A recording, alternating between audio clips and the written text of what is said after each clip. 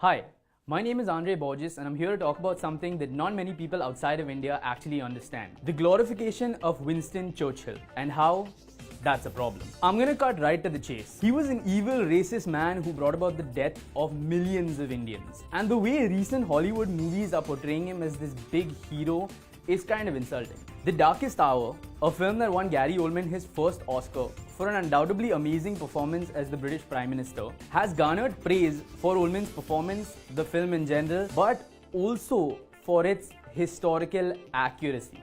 Now, history books in America, Australia, Europe, and other Western countries portray him as a grand hero of World War II who propelled the Allied powers to victory. Yeah, of course, the death of 3 million Indians was, well, left out of the film. See, what the history books of Firangs don't tell you is what ours taught us. It isn't just the Darkest Hour. Indians' involvement in a lot of efforts during World War II was left out of a lot of Hollywood productions. Christopher Nolan's Dunkirk, Netflix hit The Crown, Tarantino's Inglourious Basterds, Tom Hooper's The King's Speech, and these are just the popular ones. There have been dozens of Hollywood films dramatizing Churchill's role in World War II, but none touch upon one of his darkest actions, the Bengal famine. So, I'm gonna tell you about it. The people of Bengal, as with many other states in India, depended on grain crops like wheat and rice for their livelihood. However, in late 1942, a huge cyclone hit the area, destroying a large amount of crop yield and leaving the surviving crops infested with fungus. Thus began a time of massive starvation and famine across Bengal. This leads up to 1943, a time in which 3 to 4 million Indians died in one of the worst massacres the world has ever seen. Now, what's come to be popularly known as the Bengal famine was actually a direct result of Churchill's executive decision and effort on the part of the Allied faction. India during the time of World War II was still under British rule, so Churchill, having full control of India's resources, did what the British do best. They used us. He ordered the diversion of food supplies from already starving Indians to already well-supplied British soldiers in Europe. So, instead of giving the starving Indians some relief and providing them with more amounts of grain, he did just the opposite. Massive amounts of food stockpiles were taken out of the hands of ill and dying Indians. And Churchill's only response to the Delhi government's exclamation that Indians are dying in the streets was an alleged telegraph asking that if the famine was so bad, then why is Gandhi still alive? The famine brought about death and suffering like no one had ever seen before. People died of starvation, people died of diseases. First-hand accounts explain that the streets were littered with the bodies of the dead because the living were too weak to pick up the bodies, bury or cremate them. Parents drowned their children to save them from a slow, agonizing death, and still others took their own lives to find relief. All this because of a man who's revered as a brilliant figure in history. Here's Congress MP Shashi Tharoor speaking on the matter. I certainly think Mr. Churchill needs very severe re-examination. He has as much blood on his hands as Hitler does.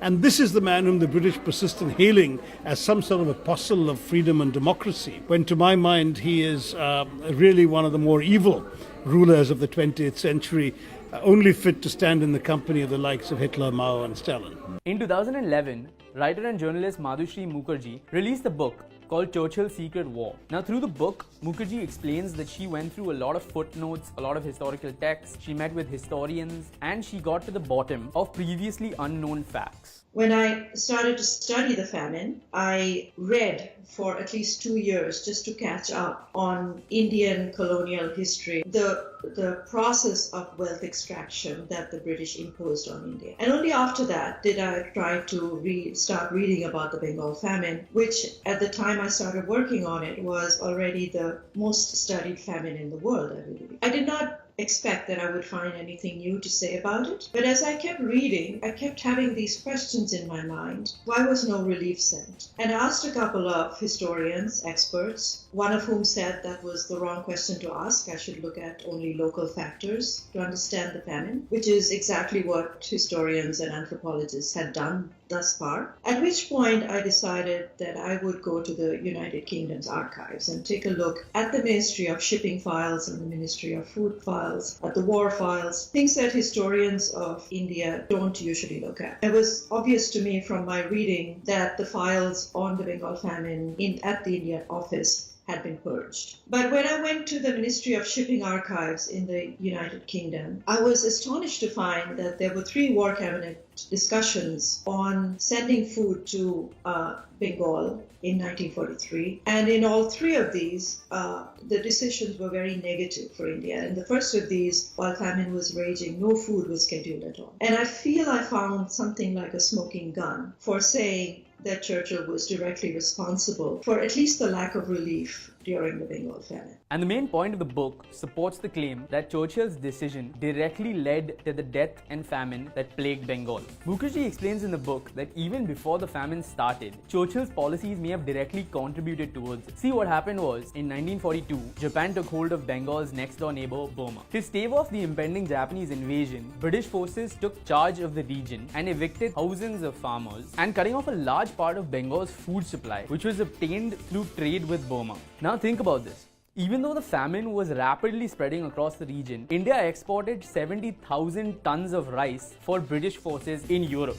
Sir Archibald Wavell and the Secretary of State for India, Leopold Emery, requested food to be sent back to India to relieve the starving people. Countries like the United States, Canada, and others offered to help, but Churchill denied it. See, images of news and famine never made its way to the rest of the world. Hell, even the people of Britain didn't know about it. By 1943, it was estimated that to survive, India needed about 1 million tons of grain. In 1944, Churchill shipped about 350,000 tons to India. So there were 2 factors behind Churchill's denying food to India. First, he wanted to use the surplus food, that wheat that was in Australia, not to feed Indians, whom he hated anyway, and I'll get to that, but to store for future use in Europe. Second, he hated Indians at this point. In fact, he even says that at one point in 1944 that he wished Indians didn't breed so fast because that kept them from the doom that they deserved, which was extermination. In Hollywood, he is celebrated as a war leader, and this imperial side of him, you hardly see that at all. It was only during the harvest of December 1944 that the famine completely ended, after an upper estimate of 4